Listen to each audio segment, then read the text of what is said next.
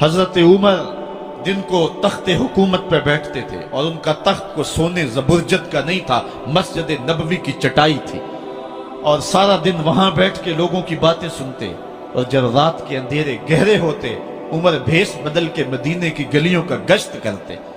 کہا تمہارے گھر سے دھواں نکل رہا ہے اور بچے رو رہے ہیں، ان کو کھانا کیوں نہیں دیتی؟ کہنے لگی عمر کی جان کو رو رہی۔ عمر کے پاؤں تلے سے زمین نکل گئی۔ کہا کیا ہوا؟ کہا 3 دن سے ہمارے ہاں کھانے کے لیے کچھ نہیں ہے، روزانہ بچے روتے ہیں اور میں ہنڈیا کے اندر پتھر ڈال کر کے نیچے سے آگ ڈالتی رہتی ہوں کہ بچے انتظار کر کر کے سو جائیں گے، کم وقت سو بھی نہیں رہے، اور وہ پتھر پکیں گے بھی کیا، اور میں عمر کی جان کو رو رہی ہوں۔ حضرت عمر کا کلیجہ دہلنے لگا، فوراً پلٹے، واپس بیت المال میں آئے، گھی کا ایک کنستر لیا، آٹے کی بوری لی، مرچ مسالہ جات بہت کچھ اٹھایا، اپنے کندھے پہ رکھا، بوری اپنی کمر پہ لا دی۔ عمر بیت المال سے نکلے تو آپ کے خادم اسلم نے دیکھ لیا، آگے بڑھا، کہا میرے آقا میں اٹھاتا ہوں۔ عمر کی آنکھوں میں آنسو ہے۔ کہا اسلم قیامت کے دن میرا بوجھ اٹھا لو گے؟ کہا قیامت کے دن تو اپنا اپنا بوجھ اٹھانا پڑے گا۔ کہا عمر کو آج اپنا ہی اٹھانے دو۔ حضرت عمر وہ گھی کا کنستر اور وہ آٹے کی بوری سر پہ اٹھائے ہیں اور اس خاتون کے گھر جاتے ہیں اور دستک دیتے ہیں۔ وہ جب دیکھتی ہے اس کی جان میں جان آ جاتی ہے۔ کہا جلدی جلدی آٹا گوندو، اور عمر سبزی کاٹنے لگ جاتے ہیں۔ حضرت عمر رضی اللہ تعالی عنہ سبزی تیار کر دیتے، ادھر آٹا گند جاتا ہے، اور پھر اوپر چولہا رکھا جاتا ہے، چولہے کے اندر آگ رکھی جاتی ہے، وہ کھانا پکانے لگتی ہے، آگ بجھتی ہے۔ تاریخ نے لکھا ہے آگ بجھنے لگتی ہے، عمر جھک کر کے پھونکے مارتا ہے، عمر جھک جھک کے پھونکے مارتا ہے۔ کھانا پک گیا اور بچوں کے سامنے کھانا رکھ دیا، بچے کھا رہے ہیں۔ اب بچے رو رو کے نڈال ہو چکے تھے۔ حضرت عمر اپنے ہاتھوں کو اور اپنے گھٹنوں کو اور اپنے پاؤں کو زمین پہ لگا کے، جس طرح بکری کا بچہ چلتا ہے، ویڑے کے اندر کبھی ادھر چلتے ہیں کبھی ادھر چلتے ہیں، تاکہ بچے مجھے دیکھ کے خوش ہوں اور دل میں کہتے عمر جتنا رلایا ہے اب اتنا ہنسانا بھی پڑے گا۔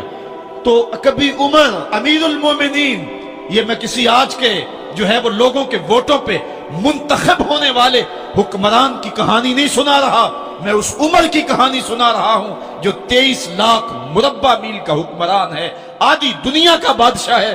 حضرت عمر جو ہے جس طرح بکری کا بچہ چلتا ہے، اس طرح اپنے ہاتھ اور اپنے گھٹنے زمین پہ ٹیک کر کے جو ہے وہ اس طرح چلتے ہیں۔ بچے عمر کو دیکھ کے مسکراتے ہیں۔ جب بچے مسکرانے لگے تو حضرت عمر نے اس خاتون سے کہا بڑھیا عمر کو معاف کر دے۔ اس نے کہا تو اتنی ہمدردی کیوں کرتا ہے؟ کہا عمر بیچارہ بڑا پھنسا ہوا ہے، فکر ہے اس کو یرموک و فسطاط و حلوان کی، جب فتح ہے مصر تو تیاری ہے ایران کی، آتے جاتے وفد سے ملاقات بھی کرتا ہوگا اور شب کو معلوم حالات بھی کرتا ہوگا، کانٹوں میں الجھی ہوئی بیچارے کی جان ہے، نیند اس کو بھی آتی ہے، آخر وہ انسان ہے، میری بہن عمر کو معاف کر دے۔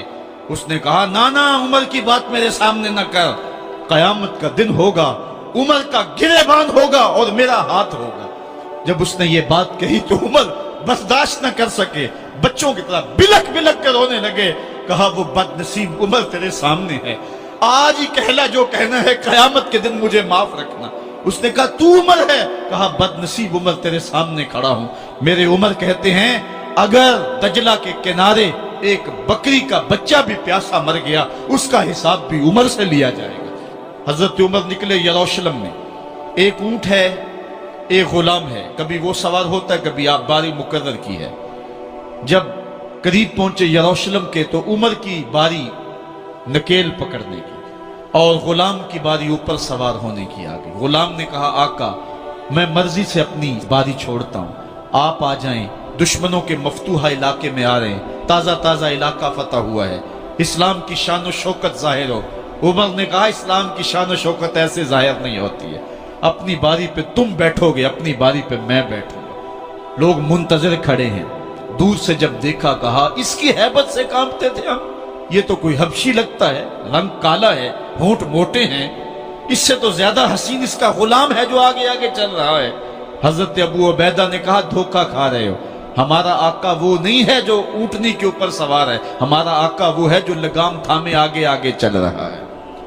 حضرت عمر رضی اللہ تعالیٰ عنہ کو آگے بڑھ کے جابیہ کے مقام پہ حضرت ابو عبیدہ بن جراح نے استقبال کیا، تو حضرت عمر آگے بڑھے اور انہوں نے آگے بڑھ کر کے حضرت ابو عبیدہ کے دونوں کندھوں پہ ہاتھ رکھا، اور سنو حضرت عمر نے کیا کہا، کہا لا الہ الا اللہ انا کنا اذل قوم فاعزنا اللہ بالاسلام، کہا کہ لا الہ الا اللہ، اے ابو عبیدہ بن جراح، ہم ایک ذلیل قوم تھے اور اللہ نے ہمیں اسلام کی وجہ سے عزت عطا کی ہے۔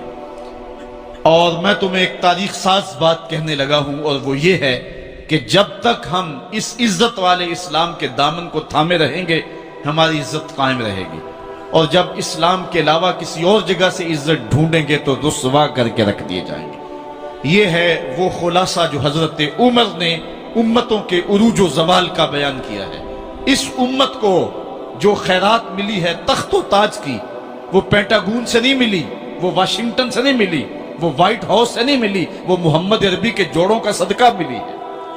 اس لیے جب ہم نے اسلام سے انحراف کیا، پاکستان حاصل کیا گیا تھا۔ پاکستان کا مطلب کیا؟ لا الہ الا اللہ۔ ہم نے اس نعرے کو چھوڑ دیا ہوا ہے، ہم نے انحراف کر دیا ہے۔ آج ہماری نظریں مغرب کی طرف لگی ہے کہ تخت و تاج اس سے نصیب ہوتے ہیں، اور دنیا کے اوپر ہم رسوا ہو کے رہ گئے۔ ہماری پستی، ہماری زبوحالی، ہماری ذلت کا سبب یہ ہے کہ جس جگہ سے ہمیں عزت ملی تھی ہم نے وہ مرکز ہی چھوڑ دیا ہے۔ اس مرکز حیات کو، اس مرکز زندگی کو، اس مرکز عزت کو ہم نے چھوڑ دیا ہے، اور دنیا کے اوپر ہم رسوا ہو رہے ہیں۔ انہی حضرت عمر کی کہانی ہے۔ وادی تہامہ سے گزر رہے تھے کہ بچوں کی طرح بلک بلک کے رونے لگے۔ کہا عمر جوان آدمی ہو اور بچوں کی طرح بلک کے رو رہے ہو؟ کہا تم نہیں جانتے، مجھے بچپن کی کہانی یاد آ گئی۔ کہا کیا کہانی ہے؟ کہا یہی عرض تہامہ تھی، میرے باپ خطاب نے مجھے 5 اونٹ دیے تھے، کہا انہیں لائن میں کھڑا کرو سیدھا۔ میں آگے والا سیدھا کرتا تھا، پیچھے والا ٹیڑھا ہو جاتا، پیچھے والا سیدھا کرتا، آگے والا ٹیڑھا ہو جاتا۔ میرے باپ خطاب نے مجھے بڑا مارا۔ کہا ایک عرب کے بیٹے ہو کہ تم سے 5 اونٹ لائن میں کھڑے نہیں ہوتے؟